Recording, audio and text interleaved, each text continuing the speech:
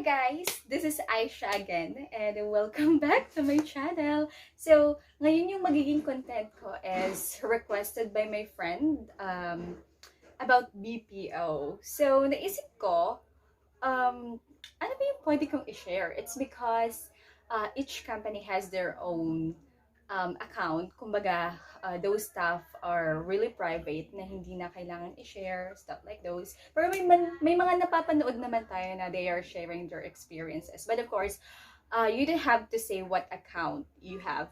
Okay, so naisip ko ngayon, I'm gonna share regarding on interview. Okay, like for example, if you're a fresh graduate, of course, your first interview.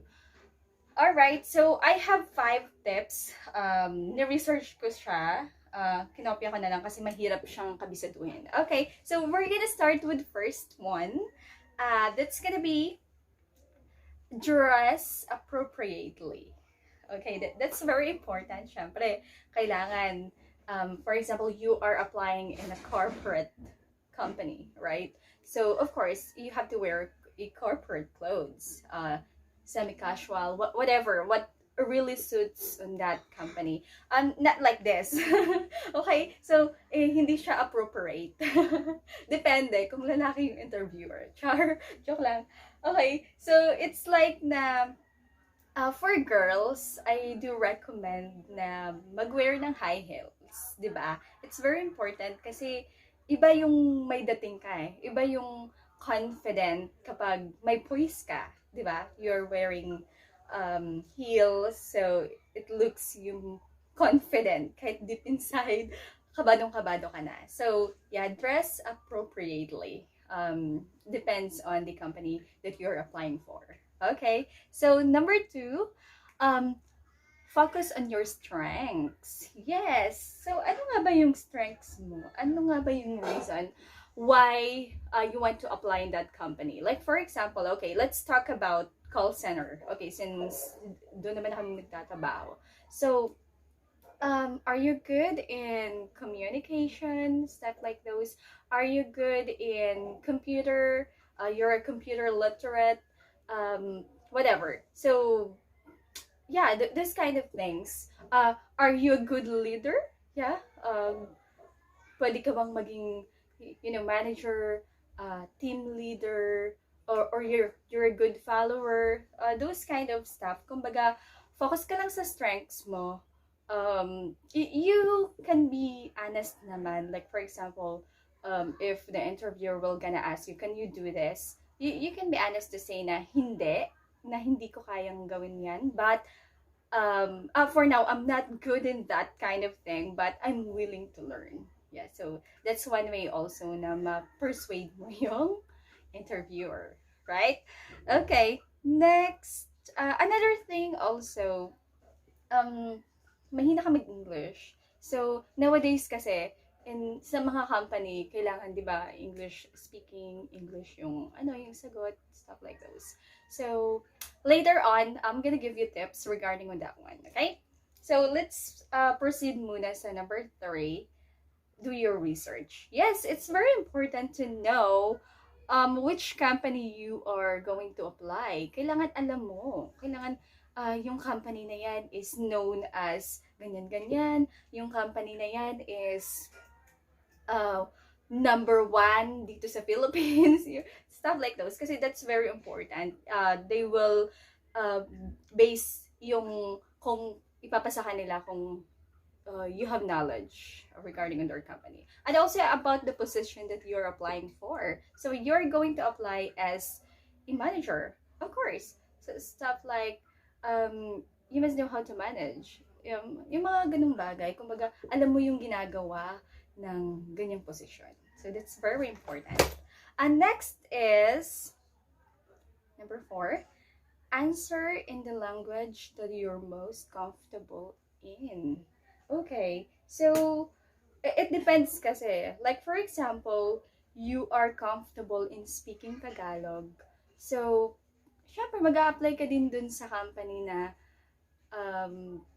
okay lang na mag-Tagalog. So, for example, you are applying as an English tutor. of course, the medium is English. So, you must know how to speak English, of course, di ba? Kasi, kung English tutorial, um, parang sasabihin nila na it's not the time for learning. Kasi nga mag-tutor ka magti-teach ka. Kumbaga, you know how to use a proper grammar.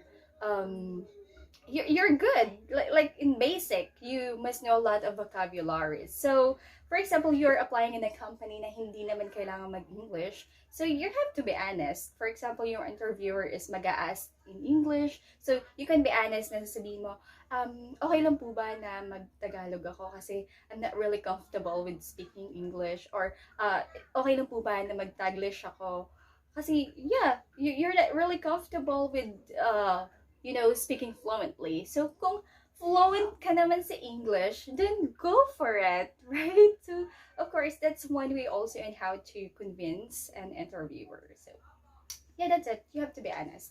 Okay, and the very last one, your life does not depend on it. Okay, like if you're applying on a job, you're a fresh graduate, you must think that you don't have to depend your life with that very very first interview that you're going to do. It's because na, di ba, kapag that door is closing, another window will be open. Yeah. So kumbaga, you have target na kapag hindi ka nakapasa dito, mag-a-apply ka sa iba. And you must be creative in a way na not just applying for a job physically. You can also do some online, online stuff, on part-time stuff like those. So, yeah, that's very important. What else? So it's like that if you don't get a job, or if you don't get that job, it's okay. So you don't have to feel like, oh my god, wala akong kwenta, what should I do? Ito yung pangarap ko, tapos hindi ako natanggap. It's really fine. Ano ka ba? Ang dami-daming professional, ang dami-daming naging summa cum laude, na hindi ka agad nagkaroon ng trabaho because it's about timing. It's about right timing. Kung hindi pa para sa'yo, hindi pa talaga para sa'yo. Di ba? So, gaya nga ng sinabi ko kanina, regarding on, like, mahina ka mag-English. Okay, so, since we're talking about call center naman, okay, so, yeah, we're gonna talk about it. So, for me, kasi syempre, yung unang tanong talaga dyan is, introduce yourself. Diba? That's the very, very initial interview. So, yung ginawa ko before ako resign sa previous job ko, pinag-aralan ko talaga siya, like, a month. A month ako nag-aral na supposed to be, this will be my answer for the initial interview. Kasi yung initial interview, about yourself naman Like, for example, my name is Izzsah Mae Bernas. I am 26 years old. I live in Caloocan City. I studied mass communication, major in broadcasting, and I finished my course for 2 years. I love reading books. During my free time, I love listening to music. I love walking, whatever you like to do. So, yung tip ko talaga doon is, if you can memorize your initial interview, kasi, kumbaga, yung interviewer, oh, this person is really fluent in English. Wow! Kumbaga, parang magkakaroon na siya ng interest na, okay, another question. Okay. Of course, siguro kakabahan ka na kasi syempre may mga follow-up questions. Like, for example, in my case, I was really fluent kasi sobrang minemorize ko siya. Tapos, nag-follow up siya. Kasi I said, I love reading. So, he said, what was the book that you have read? Okay. Medyo napaisip ako, pero saglit lang yon. Kasi, oh my God, I didn't read a book recently. I just watch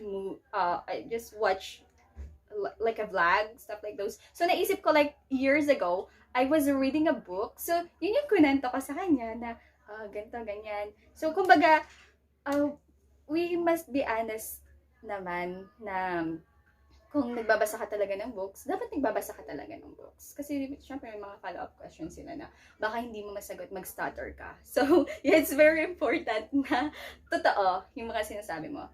Then, of course, if you are applying in a call center, online tutorial na kailangan talagang mag-English, you have to learn the basic grammar. Kasi, kung marunong ka ng basic grammar, kung fluent ka ng sumagot ng basic grammar, next step is, you must learn a lot of vocabularies. Kumbaga, like for example, instead of saying convince, you can say persuade. Yeah, it makes you know, intelligent. Parang, oh wow, this person is kind of intelligent. Okay, so it makes the interviewer interested. Okay, like for example, instead of saying basic, common, you can say cliche, right? Okay, this kind of stuff. Kumbaga, basic grammar is very important. Then another thing will follow. So, yun lang yung share ko. Next time, I'm gonna share naman dun sa mga experiences ko, mga mga embarrassing moments, I guess, sa BPO company, para naman at least may idea kayo kung gusto niyo mag-try. Syempre kasi for graduate, iniisip nila na working in a call center is like anyone can work there.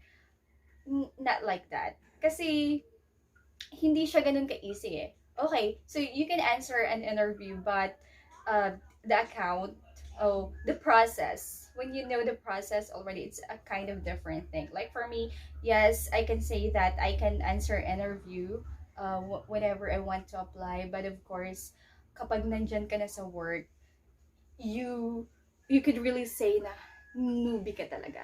Like, oh my God, parang wala ka talagang alam. So, it's very important na you are really flexible, willing to learn, and yeah, you must love your job as well. Like, for example, for me, oh my God, almost 2 years na ako dito sa job ko, so I'm getting tired.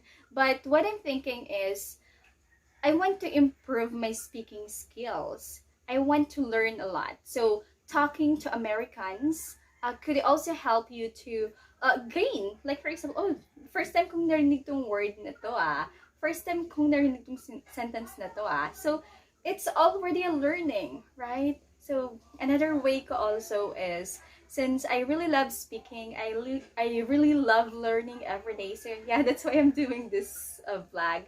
And I hope that everyone like it. So, thank you so much again for listening, for watching. And I hope, guys, that your first interview will be successful. Thank you. Bye!